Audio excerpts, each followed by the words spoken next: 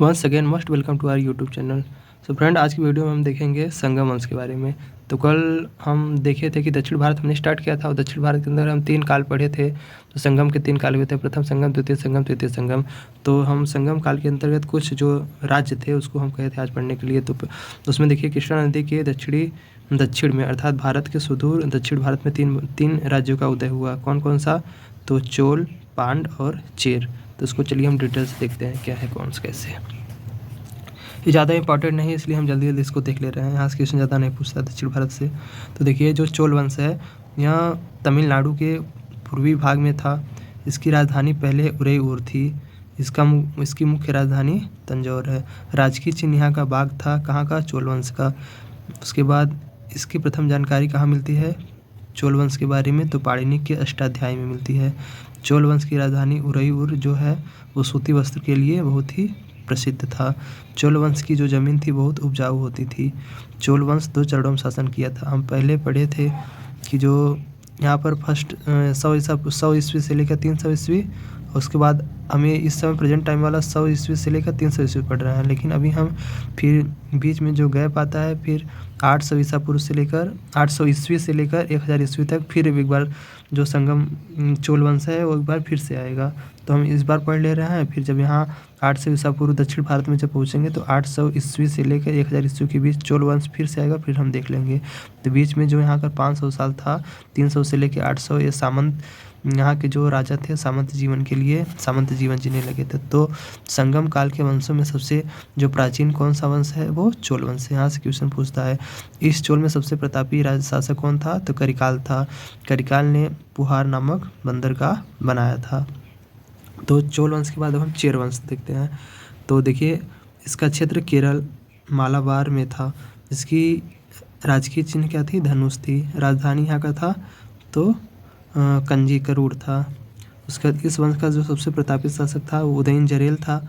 महाभारत के सैनिकों को भोज यहीं कराया था उदयन जरेल। पूछा था क्वेश्चन एक बार। अगला शासक सेनगुप्तवन था। इसकी पत्नी ने पूजा स्टार्ट किया था, पूजा करना प्रारंभ किया था। अगला एवं सबसे प्रतापी शासक कौन था? आदिगमन था। ये गन्ने की खेती स्टार्ट किसने किया था? तो आदिगमन ने किया था। इसका अंतिम शासक किस वंश का? चेर वंश का। तो कौन था? कुडक्कईल जेरल। इन लोग का नाम थोड़ा सा ऐसे ही रहता है, थोड़ा अजीब टाइप का। कुडक्कईल जेरल, इसे हाथी आँख वाला शासक भी कहते हैं। इस वंश का जो सबसे प्रमुख बंदरगाह है वो कौन सी? मुजरिस थी। तो चोल चेर के बाद अब पांड्य वंश आता है।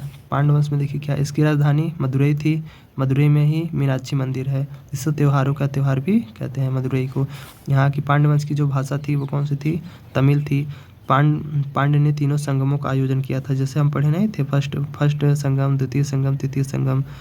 किसकी अध्यक्षता कौन किया था? अभी हम पीछे देखे हैं। यह मात्र सत्तात्मक था। यहाँ पर ये मोतियों के लिए प्रसिद्ध था ये पांड्य वंश।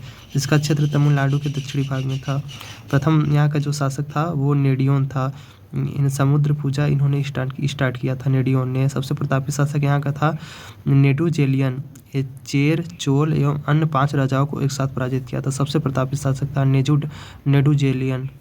उसके बाद हम थोड़ा नोट में देखते हैं। देखिए, हम जब पढ़ रहे थे बताए भी थे, दक्षिण भारत के किस राजवंश की जानकारी अशोक के शिलालेख में नहीं मिलती है? तो चोल वंश की। और बाकी सबों की जानकारी उसको शिलालेख में मिलती है। तो संगम काल के कुछ हम बंदरगाह है उसको भी देख लेते हैं। तो देखिए, चेर बंदरगाह कहाँ पर है? बंदर चेर एवं मुजरिस में। चोल बंदरगाह पुहार एवं उरई में। पांडवंश का बंदरगाह कहाँ है? सालीपुर एवं कोरकाय में। तो चेर वंश का बंदरगाह बंदर चेरी मुजरिस। चोल वंश का बंदरगाह पुहार एवं उरई और पांड वंश का बंदरगाह सालीपुर एवं कोरकाय में।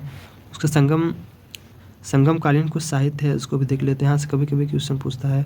तो संगम काल के जो साहित्य है वो तमिल भाषा में है। पहला जो संगम काल का जो साहित्य है वो तोलकापियम था। इसका संबंध व्याकरण से है। तोलकापियम का संबंध किससे है? व्याकरण से। कुराल या तमिल साहित्य का इसे बाइबल कहते हैं। देखिए, रेलवे में पूछा था, कुराल को तमिल साहित्य का बाइबल कहते हैं। जीवक चिंतामणि, इसका संबंध जैन धर्म से है। शिल्पाधिकारम, इसका संबंध भी जैन धर्म से। इसमें नुपुर यानी कि पायल की कहानी है। ये बहुत ही इंटरेस्टिंग कहानी है। शिल्पाधिकारम यूट्यूब पर डाल के देखेंगे तो समझ में आएगा। इसमें पायल वाला कहानी है। मणि मेखले, इसका संबंध बौद्ध धर्म से है।